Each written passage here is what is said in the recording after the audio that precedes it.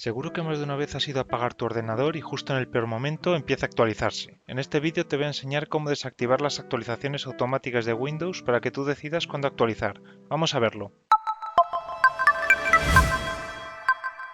Bueno, como os he comentado, hay dos formas para hacer que tu ordenador no se actualice de forma automática para que de esta manera no te haga esperar a apagarlo cuando peor te viene. La primera manera de hacerlo es yéndonos a Inicio, Configuración y aquí a la izquierda vamos a pulsar en Windows Update.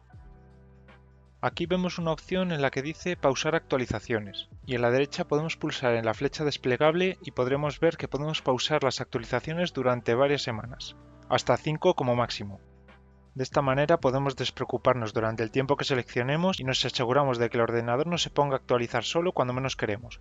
De todas maneras, lo que es recomendable es que si hacéis esto, cada cierto tiempo actualicéis de manera manual volviendo a pulsar en reanudar actualizaciones, o esperando a que el tiempo que habéis seleccionado termine. Esto es importante ya que muchas de estas actualizaciones de Windows son de seguridad del antivirus, de solución de problemas del sistema operativo y muchas otras que son importantes actualizar cada cierto tiempo.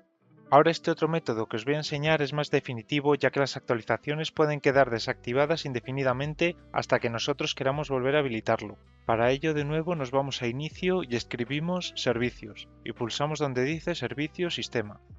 Aquí se nos abrirá la lista de servicios de Windows en la que podemos ver todo lo que hace funcionar gran parte de las funciones de nuestro ordenador. Simplemente vamos a ir a la parte de abajo del todo de la lista y buscaremos el servicio de Windows Update. Y para desactivar las actualizaciones hacemos clic derecho encima de esa línea y vamos a Propiedades. Aquí veremos que el tipo de inicio está en manual o en automático y tendremos que ponerlo como deshabilitado. Esto hará que el servicio no arranque, por lo que no permitiremos que el sistema se actualice.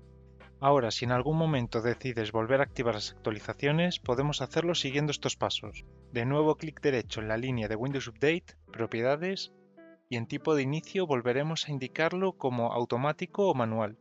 Aplicamos los cambios y ya estaría.